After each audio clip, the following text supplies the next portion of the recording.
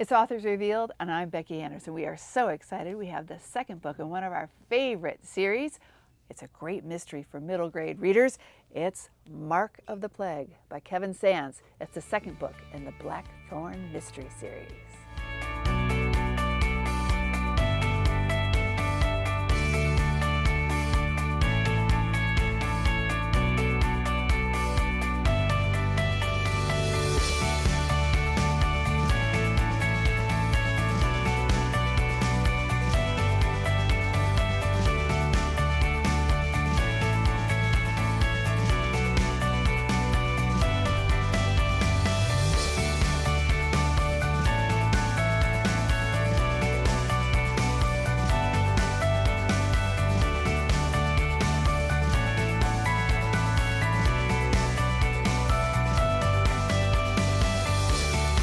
Kevin, welcome to Anderson's in Naperville. It's so great to have you here. Thank you. It's great to be here. I have loved the book, Blackthorn King, the first book in this series. It is just, to me, it's one of those best historical fiction, but it has so much more. It has so much for so many different kinds of kid readers. And I think you have captured something that we are always loving. It's great mysteries for those middle grade readers, but great historical fiction. And then you include so many of these puzzles and cool things that kids can't get enough of.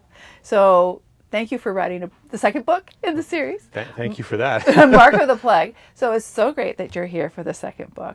So I want to know, what are you hearing from readers about book number 2 now that they've loved book number 1? So, and the book's only been out for maybe 2 weeks, not even 2 weeks. Yeah, it's been two. Yeah. That's right. Not even 2 weeks now. Right.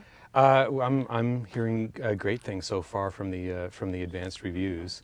Everyone seems to be thrilled with it, to see Christopher's story and expanded, new characters coming in, some new faces, and some old faces have returned. So yeah, it's been amazing reception so far. Yeah, and you know what? With the first book, Blackthorn Key, it was your debut novel, and this is number 2, and you got so many starred reviews. And I always consider the Kirkus review as the coveted one. Right. And you got starred reviews, and Mark of the Plague has gotten a Kirkus star too. That's right. That's so right. Congratulations Thank on you. all Yeah, of that. thank you. That was very rewarding. That was very nice. Yeah.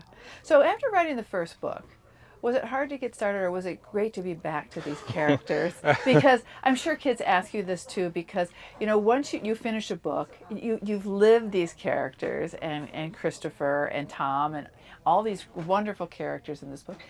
Was it great to get back to them? You know what? It was actually extremely difficult to write the second book. It was much harder than I thought it would be, in part because, with the great reception that the first book was getting, there's this sort of pressure on you to come back and to do it. And I mean, I don't know how you, but with me especially, it's got to be bigger, and it's got to be better, and it's got to be, sort of that sort of thing. And so there was this real pressure to do that. And also the way I tend to write, the way I tend to think of something is sort of the plot.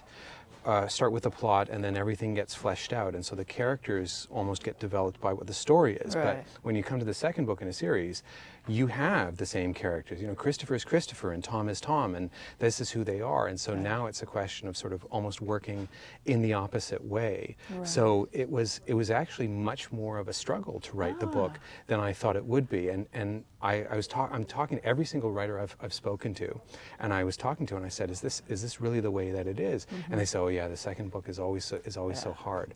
But now as I work on the third one, I'm actually feeling exactly the same as the first one. I'm really excited to. Yeah, it's sort of breaking through that second one. It changes entirely. Well, and also because the first book, Blackthorn King, was received so incredibly well. It's got to be daunting to sit down and write number 2. That's the pressure. Yeah, that's the pressure. It's going right on you. Yeah. But this book, and I think I read one review is that there's something about it's 529 pages, so it's a bit longer than the first book. So kids have even more. Yes, so it's an extra 50% longer. Yes, it is. Yeah. So these books are set in 1665. So we're talking in such an interesting period in English history. It's after Charles I was beheaded, and we had Oliver Cromwell with the interregnum and everything that was happening, and now the restoration of the monarchy with Charles II, which is such an interesting period. how did you choose this time period to set this story in? Well, it's a lot of what you were talking about. There were really the two reasons. Because, with the restoration of the monarchy, the fall of the Commonwealth and the restoration of the monarchy, there were a number of plots that were going on around the time, because the power hasn't yet been, Charles II hasn't quite yet consolidated his power.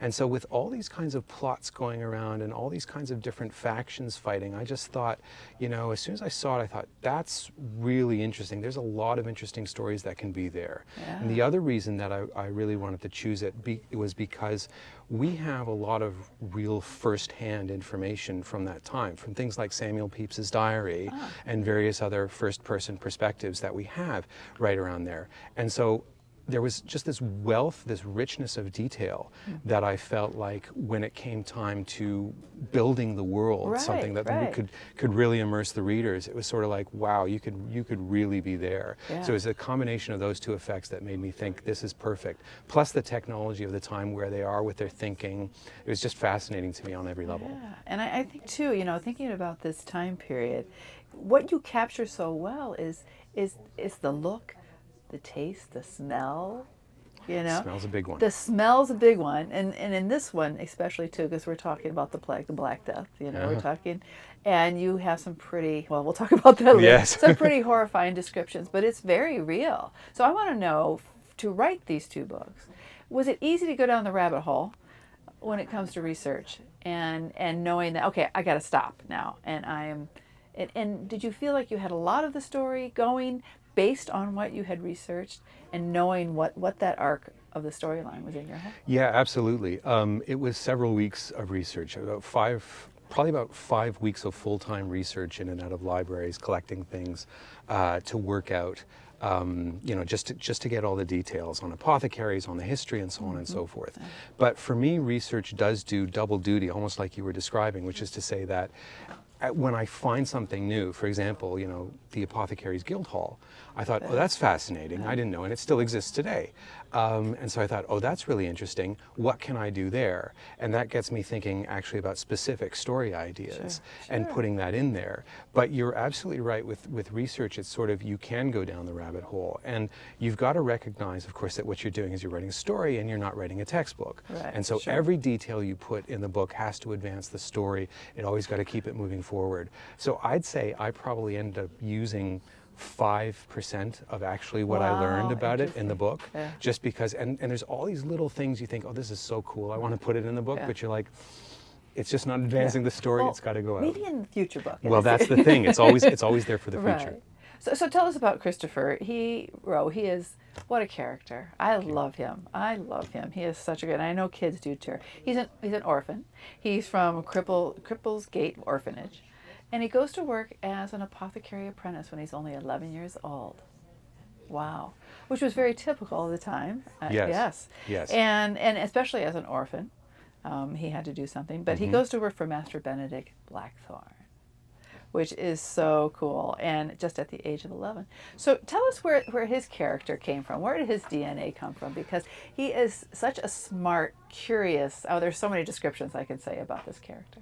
Yeah, this was kind of interesting to pull him together, because I had the initial vision of him as this extraordinarily curious, quite kind-hearted person who is not really, he's the sort of person who's like, oh, what's that? Let's do that. And he's like, it doesn't really matter that there's almost sort of a recklessness to him, but there's a lack of awareness of that, his curiosity and his interest in wanting to have fun and wanting to try something new. He doesn't sort of stop and think about where it is he's going to go, which makes him an incredibly fun character to write for that purpose. Right. So yeah, it was kind of, that was the original conception, and then working him out was tremendous. I love writing Christopher. Yeah, and I know in the first book, we're introduced, of course, to his master, Benedict Blackthorn. And of course, he's not in the book for a real long time, because that's part of, and we don't want to give too many spoilers, but okay, sure, he's murdered. Okay, well, you can just say that. Yes. Anyway.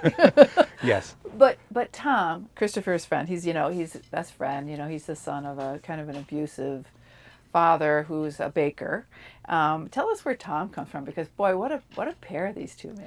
Well, and in fact, I'm glad you sort of say that, because I envisioned the characters as a pair. They were constructed as a duo, where Christopher has his strengths, Tom sort of has his weaknesses, but where Christopher has his weaknesses, Tom has his strengths.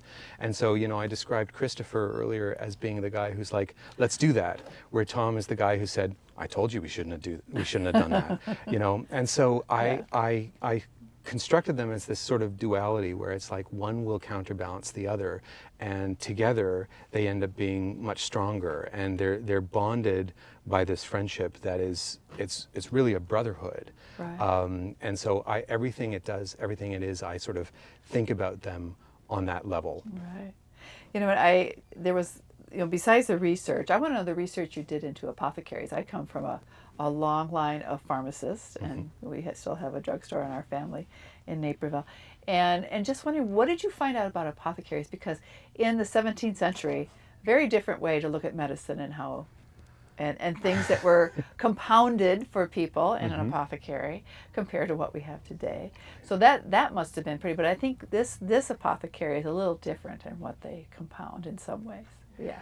Yeah, there was quite a bit of research, and a lot of that research was actually done in academic libraries, which is where you will find some of these things. And you will find sort of the way that they would be, and the apprentices, and how many apprentices they would have, but then all these fascinating recipes. I mean, we still have these recipe books, and some of them are really quite simple, do this and do that, that's it.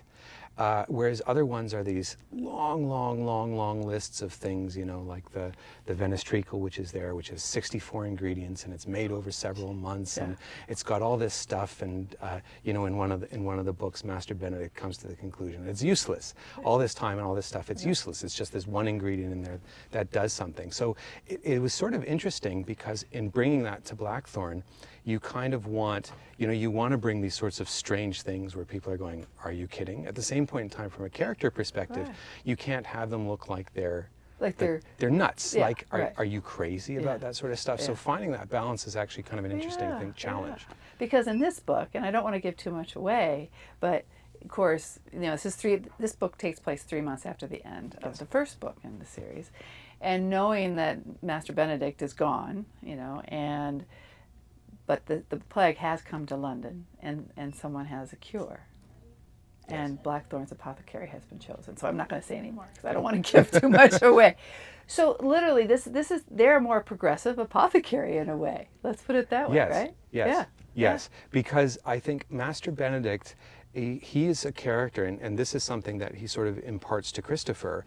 He is a character who is going to look for the truth wherever it may be. He investigates on his own, so he doesn't just take what he's told. Right. And actually we see a lot of that. Although he's gone, Christopher finds his notes, which is a very important part of the plot, so I won't give anything away, but we sort of see the fact that he is investigating these things, and he is trying to figure out what works and why it works.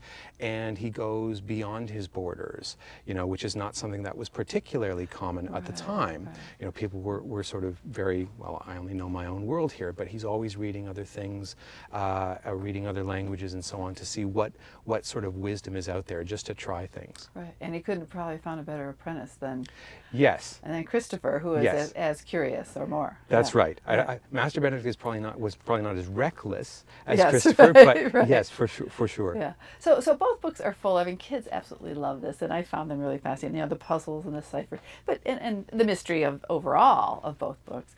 But tell us about the puzzles and some of the ciphers, because I know kids have a blast with these.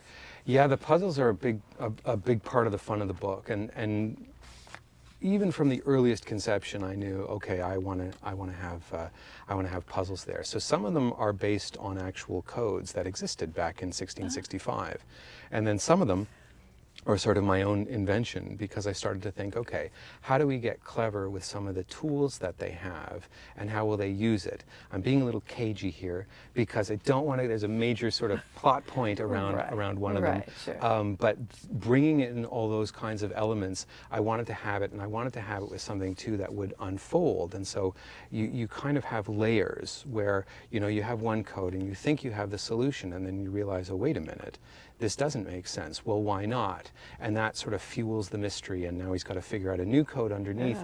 And so, the tagline is almost secrets under secrets, codes beneath codes. And that's sort of how I envision putting together. Because I think it's kind of fun because as a reader, you're solving along with Christopher, and that's what's so much fun. I hear that. I hear that a lot from readers who write in who say, I really enjoy trying to work it out with Christopher to see if I can figure it out before he does. So in The Mark of the Plague, what a horrible time when you think of the Black Death, and it's just. But you put some of this terrifying, horrific stuff in there. I mean, because it was real. It was, and what it made people do to each other too. I mean, just. So tell us about some of the ridiculous superstitions that people had about the plague and that sort of thing. Because you put some of this stuff in there. Yeah, well, one of the big things back then is many people believed it was smells, that diseases were carried by bad smells. And so they would do whatever they could to sort of avoid smells. So you have one of the things is you have these plague doctors, which have these big long beaks. They look like birdmen, and they stuff the beaks with like incense and herbs and flowers that smell sweet. And there's someone else who had, and I didn't invent this one. This one actually I read it. I believe it was in Daniel Defoe's Journal of a Plague Year, where there was somebody there who'd basically wrapped almost like a turban, but it was like a bird's nest on top, and they had put like cinders in the top so it would smoke, and it would fill them with smoke wherever they went. And as Tom says later, that can't possibly be safe. You're walking around almost with a flame on top of your head, because they had all these sorts of almost crazy ideas. But it was a time of terror. And so it's almost like anything which makes them prey almost for people who would come and then prey on the quacks and so on and so forth that show up selling all kinds of crazy things that don't do anything. Tying pigeons to the soles of your feet to draw out the illness. Right? That's you could go on forever. There's actually one that I discovered in a book called Loimographia. It's so horrible, I'm not going to tell you, because the viewers will be some of the viewers will be upset if I tell you what well, tell me afterwards. I will. Okay. I will. All right. So in the new book, Tom and Christopher have a new friend, and her name is Sally. Yes. So tell us a little bit about Sally. Well, Sally first shows up in the Blackthorn key. She helps Christopher play a prank on a certain character in the book, and she actually was at the orphanage with Christopher. She was about a year younger, and she's a girl, obviously, so she was separate. They were kept separate from the boys for the most part. So she's only just had this thing. So now she's kind of homeless because she's aged out of the orphanage, and the plague has shut their doors, and she's kind of got nowhere to go. So she comes to Christopher for help, and she ends up becoming an essential part of the team because she's sort of really got a go-to-it kind of spirit, and that sort of serves what they need to do very, very well. I liked her a lot, and in fact, she actually appears in the book because I liked her so much in the first book, and there just wasn't any room to put her in that, like give her more to do in the first book. But I thought she's got to come back. She's got to come back. And that's what I think is so great about both books is that these three characters have such friendship. They're very loyal to one another, but also it's Christopher's curiosity, and then it's also Tom's sort of a little bit more calmness or common sense, I guess. But also, I mean, Christopher is such a hero, but he's such a good hero. Yeah, that was very important to me.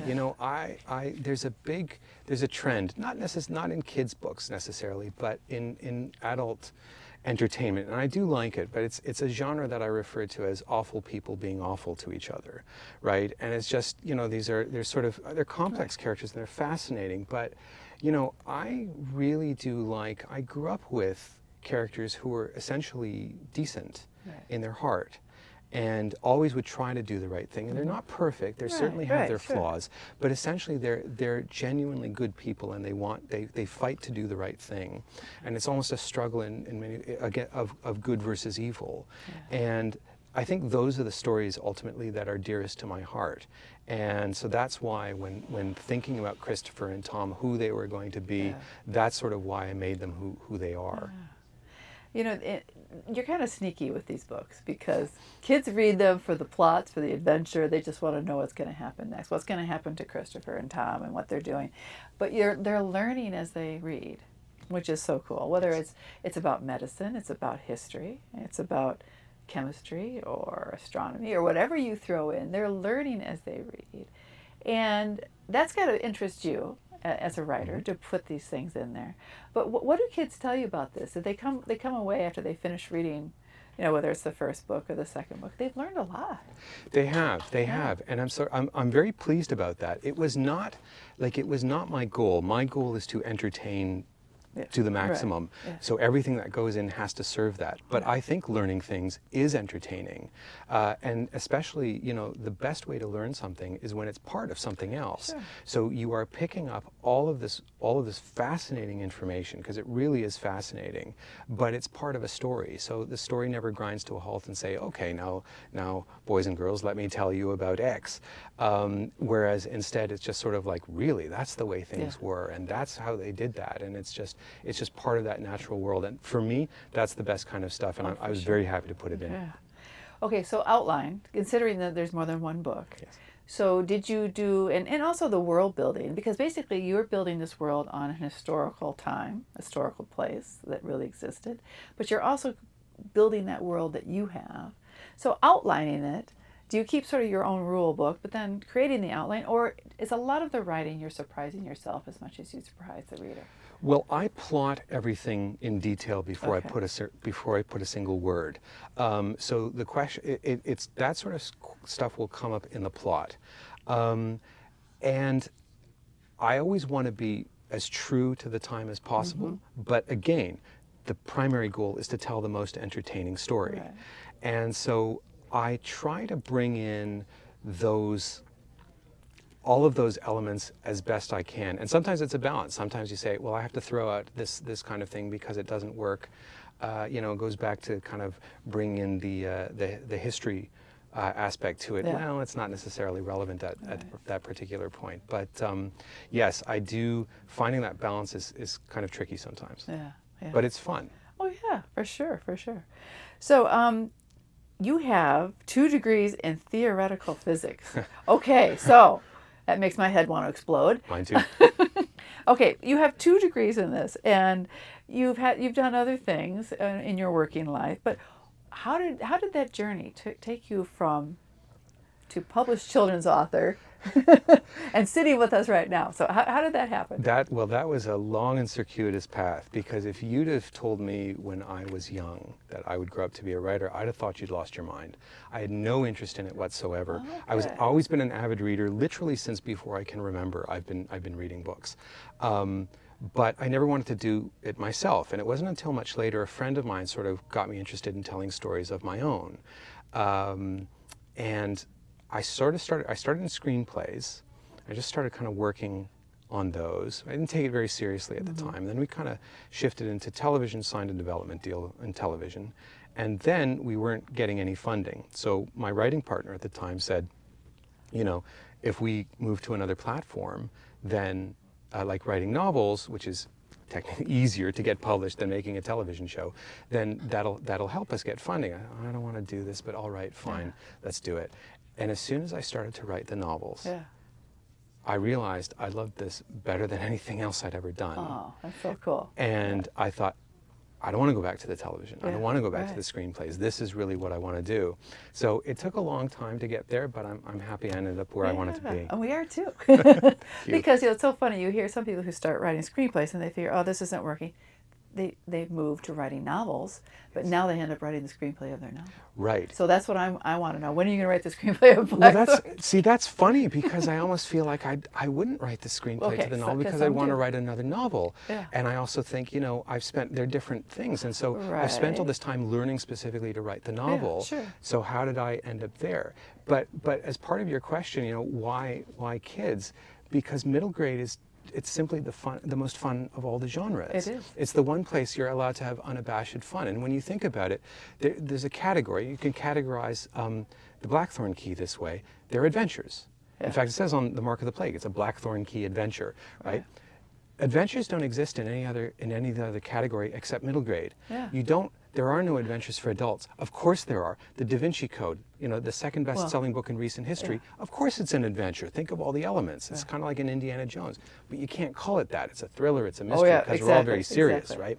With kids, it's like, this is where I can blend serious and fun and humor and light and dark and all of those things. And friendship. And friendship, yes. Yeah. That's because that's also hugely important to me. And I think there is no genre where friendship is more important than middle grade. And these are the books that stay with us our entire lives, I think more. Absolutely. And I think that middle grade right now is such a sweet spot when it comes to books that are published, because we're seeing such fabulous things coming out for kids from that 4th to 7th grade, you know, that sort of age level. That's just, there's just incredible literature coming out. Yeah, there really is. And that's kind of, I almost regret that I didn't grow up in this time, when you see just how much wonderful stuff that I wish we had for kids back then. Back then you didn't. You had to go to adult stuff really if you wanted anything more complex.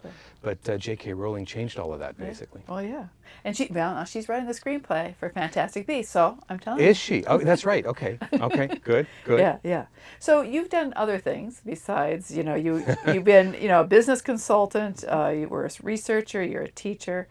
So how have all those experiences, besides having those 2 degrees in theoretical physics, how have those informed your right as a writer? Well, it's sort of interesting because you know, as a teacher, I always kind of envisioned a lesson as a story. You know, there's a beginning, there's the hook, how am I starting, where are we going? Even when I'm doing physics, you know, we're talking about a theory or an equation or something like that. You're sort of building it and you're breaking it apart like a mystery.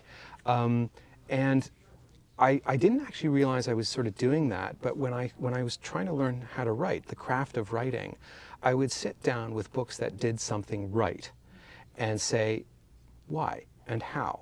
And so I really read them almost as if they were a textbook, to break them apart and to figure it out. And it wasn't until one of my publishers said to me, you know, you have a very scientific approach. I thought, do I? Isn't that just the way you do things? And then I realized that no, this was actually part of my training and all the stuff that I've done. Yeah, so it's come in handy. It has, it has.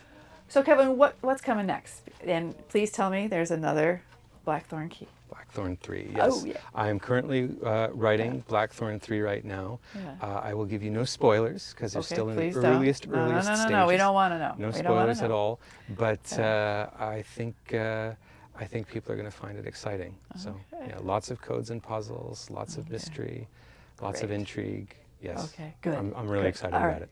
All right, I end these interviews with a little quiz. This is a lightning round, so it's all about you as a reader and the books you love. So whatever comes to mind. Okay, favorite book when you were young?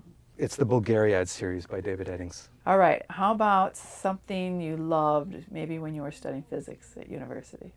Something I loved? Fencing. I was a fencer. Okay, how about a favorite science book or sci-fi?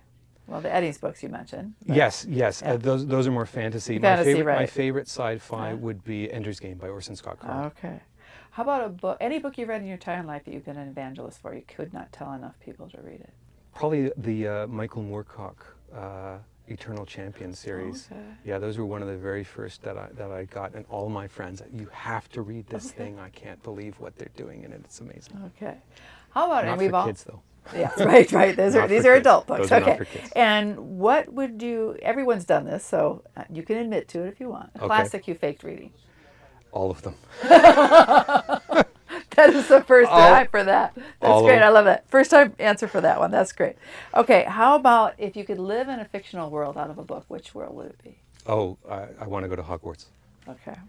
And if you could have dinner with 3 writers, alive or dead, who would those 3 be? And you? Michael Crichton, Stephen King, J.K. Rowling. Wow. Can I come too? Absolutely. Okay, all right. If you can arrange it, absolutely. Right. Well, then Michael Crichton might be kind of hard. Yes. Okay. And the last Can one? I add Dick Francis? Sure. Ooh, now that's interesting. I love Dick Francis. He was my favorite mystery writer. Really? He was really my introduction to mysteries when I was a kid. Okay. Yeah. And the last book you gave as a gift, do you remember? I actually think it was a Michael Crichton. Okay. Yeah, I think it was Disclosure by Michael Crichton. All right, and what are you reading now? I am just starting to read Lockwood & Co. Oh, Oh, So yeah. I've been having those. I've been having those sitting on my TBR pile, which is forever getting larger. Yeah, me too. So yeah, so I'm just starting that. Yeah, those are great. Yeah. Those are great. Okay, 100% A plus. Thank you. Well, Kevin, thank you so much, and thanks for coming to see us. And we can't wait for the next book in the Blackthorn. Me too. Thank you so much for having me. Great conversation about a mystery for kids set in the 17th century London. It's Mark of the Plague, the second book in the Blackthorn Key Mysteries by Kevin Sands. Thanks for joining me on Authors Revealed.